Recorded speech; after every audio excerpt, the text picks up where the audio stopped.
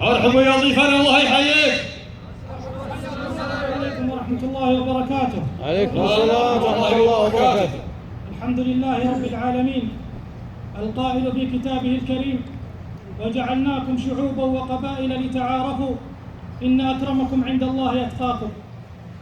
والصلاة والسلام على رسوله محمد صلى الله عليه وسلم القائل: حق المسلم على المسلم 5، وذكر منها إجابة الدعوة.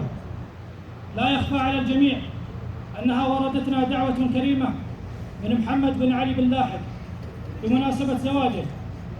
ألفينا مشاركين لكم فرحكم ومباركين لكم زواجكم، ونقول له كما قال النبي صلى الله عليه وسلم: بارك الله لكما وبارك عليكما وجمع بينكما في خير.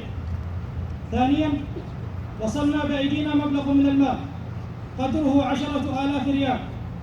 أنه كثير فأبو علي وانعم ويستاهل أكثر، وأنه قليل فادسمنا الأخوة والمحبة والرفقة اللي بيننا.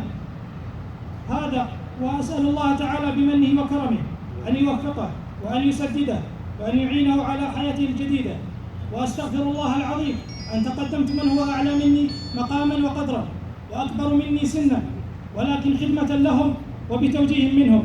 علمنا وداعي وصولنا ما تسمعون، وسلام في الجميع.